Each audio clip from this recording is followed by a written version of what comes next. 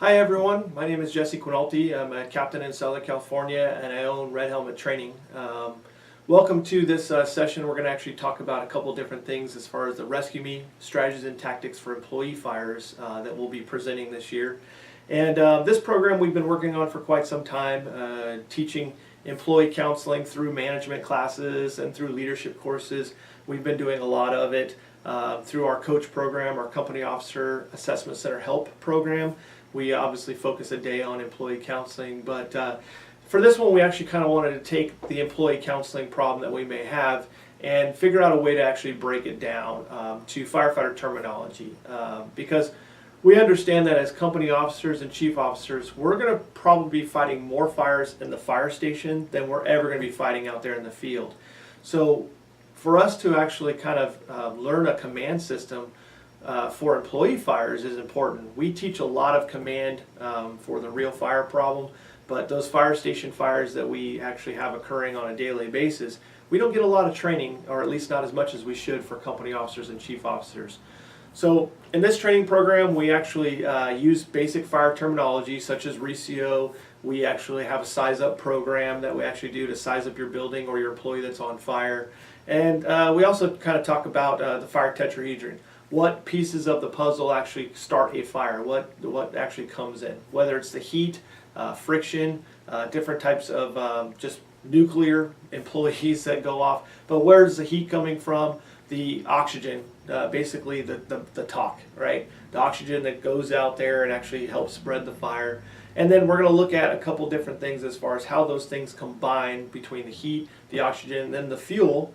The fuel is literally where do you get that heat and that oxygen to combine with that fuel. The fuel could be SOPs or expectations, but that's where the fuel starts, where the heat. If there was no expectations, you'd probably never have any fires. So we actually look at the fire tetrahedron. We look at building construction. We look at, you have certain people in your organization that are pre-33 construction. They hardly ever have any fires, but they're unreinforced masonry. So if you do have a large fire, there's a lot of potential for building collapse, and we want to teach you how to recognize that. You have your new lightweight construction where you have a small fire and it just turns into a big conflagration fire, or maybe even just something where it collapses as well. So we look at building construction. We talk about how to size up the fire. Is it light smoke? Is it heavy smoke? Do you see fire? Sometimes it may even be a false alarm, but we actually have to know how, when do we step in? When do we investigate what's going on? And I always call it the I crowd. Do we investigate? We assume command, meaning we're going to assume command of this fire, and we're going to do an employee counseling session. It could be a rescue, where again this employee is actually having a major problem and we need to rescue them from themselves. And it may even be just me, firefighter to firefighter. At that point I'm not assuming command, I'm doing a rescue. Attacking the fire.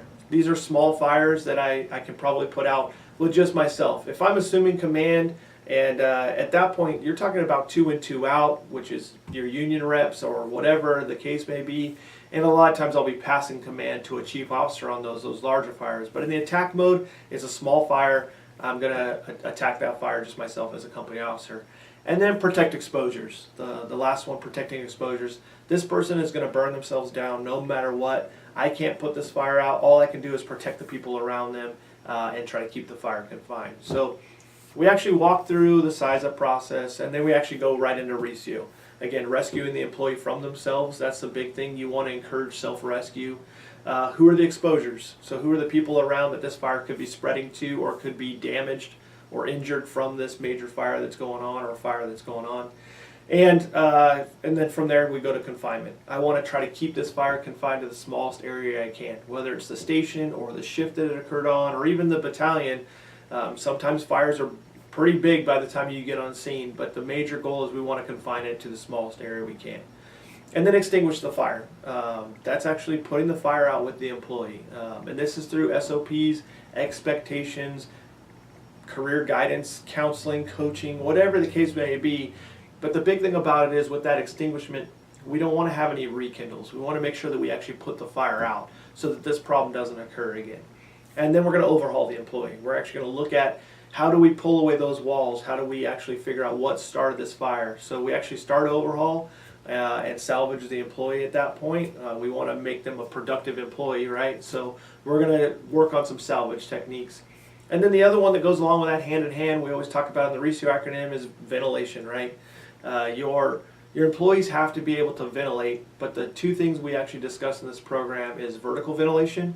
As much as possible, those hot gases that your fires are spewing out there, you want them to go vertical. You want them to go up. Gripes go up the chain of command, right? We want to try to keep that lateral spread from happening. And then we're also going to talk about positive pressure ventilation. As a company officer or a chief officer, any type of ventilation that I'm going to be doing should be positive as much as possible, because that's going to help with the confining of the fire as well. So that's kind of the gist of the program. We wrap it up with after action reviews. We'll do a couple of case studies, and then we'll do a couple of fire simulations and put you in the hot seat, if you will, just like we do on fire simulation day for an academy or something like that for captains. We're going to put you in the hot seat, discuss a couple different opportunities that you can do. And then last but not least, we're going to talk about the RIC team. These are employees that need specialized people to come in and save them. And that could be your employee counseling, EAP programs, employee assistance programs. It could be the chaplain, but the specialized people that are coming in to save those people. And now you're talking about an incident within an incident. And this may have just spurred because they were 15 minutes late for shift and you had a small conversation with them, and then you find out that they have a major drinking problem or a gambling problem, and now it becomes a RIC activation. So a lot of cool concepts that we're going to be covering, and hopefully you'll be able to attend this course and get some more ideas.